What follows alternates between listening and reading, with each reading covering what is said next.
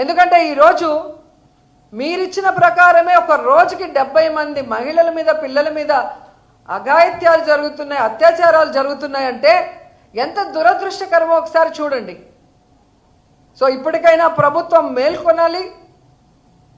ఆడవాళ్ళ రక్షణ, ఆడవాళ్ళ భద్రత మీద క్యాబినెట్లో డిస్కస్ చేసి ఈ దిశ యాప్ అలాగే దిశ చట్టాన్ని ఈరోజు మీరు కేంద్రంలో బీజేపీతో ఉన్నారు కాబట్టి దాన్ని ఎలాగైనా ఓకే చేయించుకొని తీసుకొచ్చి ఈ రాష్ట్ర మహిళల్ని కాపాడాలని కూడా డిమాండ్ చేస్తున్నాం. ఎంతసేపు వైఎస్ఆర్సీపీ లీడర్స్ మీద అక్రమ కేసులు పెట్టడం, వాళ్ళని చంపించడం, వాళ్ళని హ్యూమిలేట్ చేయటం, వాళ్ళని కిడ్నాప్ చేయటం, ఇవి చేస్తే భయపడిపోతారు అనుకున్నారేమో మేం కానీ ప్రజలు. ఆ పరిస్థితి లేదు అనేది కూడా తెలుసుకోండి. ఎందుకంటే మొన్న ఎగ్జాంపుల్ ఎంపీపీ వైస్ ఎంపీపీ ఎలక్షన్లో మీరు చూసుంటారు. త్రిపురాంతకంలో ఏ విధంగా ఒక ఎంపీటీస్ని మీరు కిడ్నాప్ చేసి 3 రోజులు పెట్టుకొని నేరుగా ఎలక్షన్ హాల్కి తీసుకొచ్చి అక్కడ కూడా ఆ మీద అసభ్యంగా ప్రవర్తిస్తూ ఆ అమ్మాయిని బాధ పెట్టాలని చూసినా ధైర్యంగా వైఎస్ఆర్సీపీకి ఓటేసి జగనన్న మీద తనకున్న అభిమానాన్ని ఎలా చాటుకుందో మీరు చూశారు.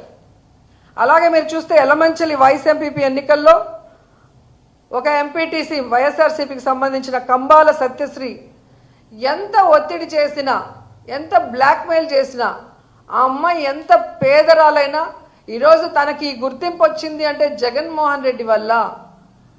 సో ఆయనకి నేను అన్యాయం చేయలేను, చస్తే చస్తాను కానీ పార్టీ మారను అని ధైర్యంగా నిలబడి వైఎస్ఆర్సీపీకి ఓటేసింది అంటే మీరు ఆలోచించుకోవాలి.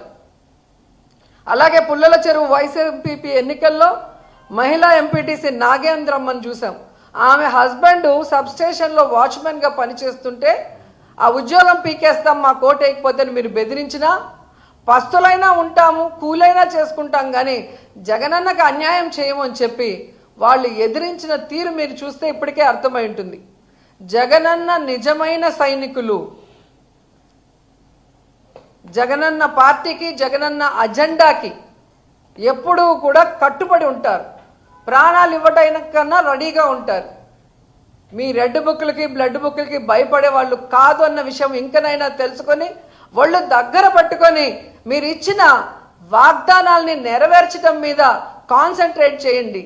అంతేగాని ఇలాగే ఇంకా వైఎస్ఆర్ కాంగ్రెస్ పార్టీ వాళ్ళని తప్పుడు కేసులు పెట్టి బెదిరిస్తాం, వాళ్ళని చంపేస్తాం, వాళ్ళని హ్యూమిలేట్ చేస్తామంటే ఇక చూస్తూ ఊరుకునే పరిస్థితి లేదని కూడా ఈ సందర్భంగా తెలియజేసుకుంటున్నాం. ఎందుకంటే మొన్న ఈవీఎంల మేనేజ్మెంట్తో మీరు ఎలాగో సీఎం అయ్యారు కానీ మిమ్మల్ని ప్రజలు ప్రేమించి అభిమానించి కనుక ఓట్లేసుంటే ఈరోజు ఈ పరిస్థితి వచ్చిండేది కాదు. సో మీకు ప్రజలకు చేయాలన్న ఆలోచన లేదు, మాకు ఈ లోట్లే లేదు, మేము మేనేజ్మెంట్తో అయ్యాం కాబట్టి వీళ్ళెవరికి సమాధానం చెప్పనవసరం లేదని మీ ఇష్టానికి ఈ రాష్ట్రాన్ని అప్పుల్లో ముంచేసి, ఈ రాష్ట్రాన్ని సర్వనాశనం చేసేసి పక్క రాష్ట్రంలో పోయి మన జీవితాలని హాయిగా గడుపుకుందాం అనుకుంటున్నారేమో కానీ ప్రజలు కానీ జగన్మోహన్ రెడ్డి గారు కానీ మిమ్మల్ని వదిలే ప్రసక్తే లేదు. రాబోయే కాలంలో జగనన్న ముఖ్యమంత్రి కావడం తథ్యం. ఈరోజు ప్రజల్ని మోసం చేసిన మీకు, వైఎస్ఆర్ కాంగ్రెస్ పార్టీ నాయకుల్ని కార్యకర్తల్ని చంపి తప్పుడు కేసులు పెట్టి హెరాస్ చేస్తున్న మీకు ఖచ్చితంగా బుద్ధి చెప్తారు. ఎటువంటి పరిస్థితుల్లో ఎవరిని వదిలిపెట్టే ప్రసక్తి కూడా లేదని సందర్భంగా తెలియజేసుకుంటున్నాను.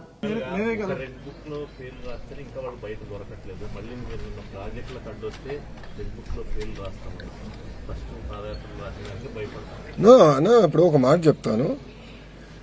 అసలు కన్నగిరి నియోజకవర్గం ఒకసారి తీసుకుంటే సుమారుగా 35,000 మంది వలసలు వెళ్తారు. 35,000 మంది ఒక నియోజకవర్గం నుంచి. అది నేను పాదయాత్రలో గమనించాను. మేము అందరం మాట్లాడుకున్నాం. దానికి ఫుల్ స్టాప్ పెట్టాలి అనే లక్ష్యంతో సిబిజీ ప్రాజెక్ట్ ఒప్పందం కుదిరిన వెంటనే నేను గొట్టిపాటి రవాణా మాట్లాడి ఫస్ట్ ప్రాజెక్ట్ ప్రకాశం జిల్లాలో చేయాలి. అది ఫస్ట్ మేము ఫిలాసాఫికల్ గా అనుకున్నాం. ఎందుకంటే ఆయన ఆ జిల్లా నుంచి వచ్చాడు కానీ మనం మన జిల్లాలో చేయాలి నెంబర్ 1 అనుకో. దాంతో ఇద్దరం ఆడుకుంటే ఆయన అద్దంకి కావాలని కోరలా, ఇద్దరం ఆడుకుని కనిగిరిలో ఈ సమస్య ఉంది, ప్రత్యేకంగా కనిగిరిని మనం ఆదుకుందాం అని చెప్పి ఫస్ట్ ప్రాజెక్ట్. హెలికాప్టర్లో నేను వచ్చినప్పుడు ప్రసాద్ గారితో మాట్లాడి ఆయన ఏమన్నా మంచిది ఒక ప్రాజెక్ట్ వచ్చింది, ఇంకా భూమి వస్తే మిగతా చేద్దాం అంటే ల్యాండ్ అయిన వెంటనే నేను ఉగ్ర నరసింహారెడ్డి గారిని అడిగా, అన్నా మీరు ఎన్ని వేల ఎకరాలు చౌడు భూమి మీరు ఐడెంటిఫై చేసి వీళ్ళు కౌలు కింద ఇవ్వగలుగుతారు, ఎందుకంటే వాళ్ళు ఈ నేపియర్ గ్రాస్ చేస్తానంటే 50,000 ఎకరాలు నేను చేస్తాను అంటే 50 ప్రాజెక్టులు వస్తాయి. 50 ప్రాజెక్టులు ఒకే లొకేషన్.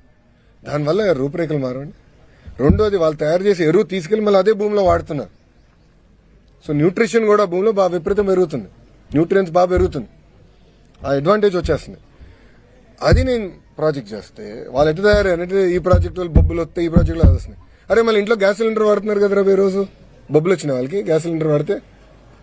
అంటే చూడండి, ఉద్యోగాలు ఉపాధి కల్పించాలి. ఒక పక్కన వాళ్ళే మాడతారు, ఇంకో పక్కన వచ్చే ప్రాజెక్టులు రాకుండా దుష్ప్రచారం చేయాలని వాళ్ళు ప్రయత్నిస్తారు. దొంది వైఖరి, దానికి ఫుల్ స్టాప్ పెడతాను. సో మీరు ఇట్లా కానీ దుష్ప్రచారం చేసి ప్రాజెక్టులు అడ్డుపడితే నేను వదిలిపెట్టినాను. పాపం ఒకటి గుండెపోటు వచ్చి ఇంకోటి చేయరు కొట్టుకున్నాడు కదా రెడ్ బుక్ దెబ్బకి. అవుతాయి ఇవన్నీ. నెక్స్ట్ మేమే గెలవబోతున్నాం అని చెప్పి పెట్టుబడిదారుని కన్ఫ్యూజ్ చేయడానికి వాళ్ళ ప్రయత్నం, మేమే గెలవబోతున్నాం అని చెప్తున్నారు. లేదా ఓటర్లను కన్ఫ్యూజ్ చేయడానికి వాళ్ళు కన్ఫ్యూజ్ అయ్యారు, వాళ్ళకి ఇంకా రియాలిటీకి దూరంగా ఉన్నారు. అరే సొంత కార్యకర్తలనే కలవాడండి, వాళ్ళు నాకు లెక్చర్లు బిక్తెట్లారు. వాళ్ళ సొంత కార్యకర్తలు కలిసడానికి టైం లేదండి. అధికారంలో ఉన్నప్పుడు టైం ఉండదు, ప్రతిపక్షంలో ఉన్నప్పుడు ఆయన బిజీ. ఆయన ఎప్పుడు ఆయన సొంత కార్యకర్తలను కలవాడు సార్.